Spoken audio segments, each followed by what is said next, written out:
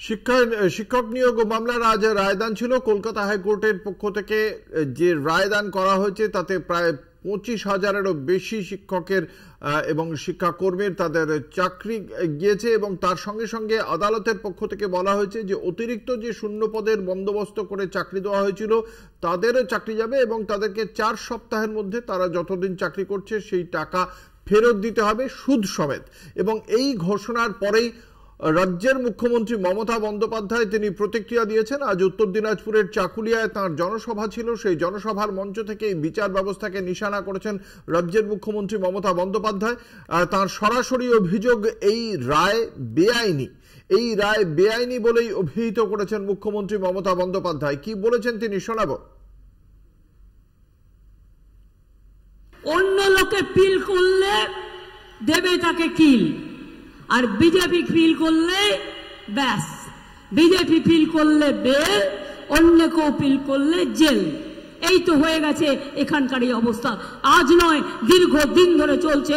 এটা বিচারপতিদের দোষ নয়, এটা কেন্দ্রীয় সরকারের দোষ। তারা বিজেপির লোক দেখে দেখে এখানে বসিয়েছেন যাতে তারা বিজেপি পার্টি অফিস থেকে যা বলে দেয় সেই ড্রাফটটা তারা করে দেয়। কি করবেন? আমায় সাজা দেবেন? ডিফামেশন করবেন? আমি তৈরি। জেলে পাঠাবেন? আমি তৈরি।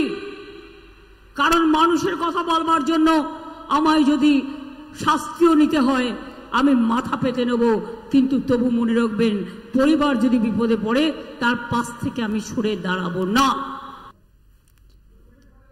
এই মুহূর্তে আমাদের সঙ্গে রয়েছেন বিজেপির সাংসদ শ্রমিক ভট্টাচার্য। আপনাকে কলকাতা টিভির পক্ষ থেকে স্বাগত জানাই। আজ আদালতের পক্ষ থেকে শিক্ষক নিয়োগ মামলায় যে রায় দেওয়া হয়েছে তার প্রেক্ষিতে মুখ্যমন্ত্রীর প্রতিক্রিয়া, এই রায় বেআইনি, উচ্চতর আদালতে যাওয়ার একটা চ্যালেঞ্জ শুনে দিয়েছেন। পাশাপাশি তার বক্তব্য বিজেপির লোক দেখে বসিয়েছে কেন্দ্র এবং বিজেপি যা বলে তাই ড্রাফট করা হয়। আপনার প্রাথমিক প্রতিক্রিয়া জানতে চাইব।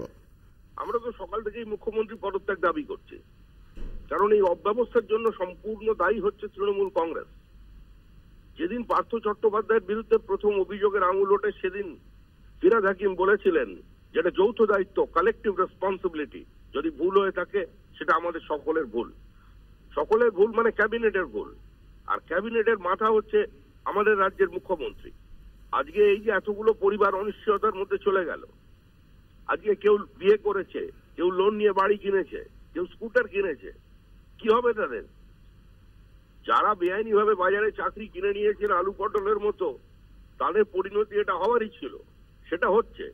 কিন্তু এর মধ্যেও কিছু প্রকৃত মেধাযুগ সম্পন্ন ছাত্রছাত্রী ছিলেন যা তো অসহায় অবস্থার মধ্যে চলে গেল, এটাও আদালতের দেখা দরকার। কিন্তু এর জন্য দায়ী কারা? কেন একটা কমিটি তৈরি করা হয়েছিল, স্বশাসিত সংস্থার উপরে কমিটি? কমিটি তো মুখ্যমন্ত্রীর নির্দেশে তৈরি হয়েছিল এবং সেটা তো পাবলিক ডোমেনে তিনি বিবৃতি দিয়েছিলেন, দিয়ে তিনি বলেছিলেন। এই যে উনি বলছেন যে বিজেপির ড্রাফট করা, বিজেপি যা বলে দেয় তাই ড্রাফট হয়, মানে রায়ের ক্ষেত্রে, সেটাকে কি বলবেন? দেশের মানুষের সামনে পশ্চিমবঙ্গকে হাস্যকর তৈরি করে দিয়েছেন।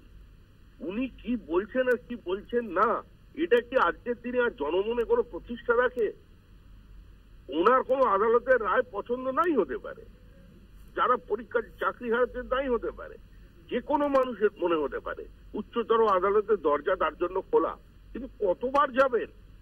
যতবার যাচ্ছেন মানুষের দেহ ট্যাক্সের টাকা খরচা করে ওই কংগ্রেসি নামি দামি আইনজীবীদের নিয়ে প্রতিবারই তো ধারাবাহিকতা বজায় রেখে পরাজিত হচ্ছেন, তিরস্কৃত হচ্ছেন, আর ফিরে আসতে হচ্ছে আবার হাইকোর্টে। দেখে দেখে তো সবাই ক্লান্ত, এবার তো শেষ হোক। অসংখ্য ধন্যবাদ। আমরা কথা বলছিলাম রাজ্য বিজেপির সাংসদ শ্রমিক ভট্টাচার্যের সঙ্গে।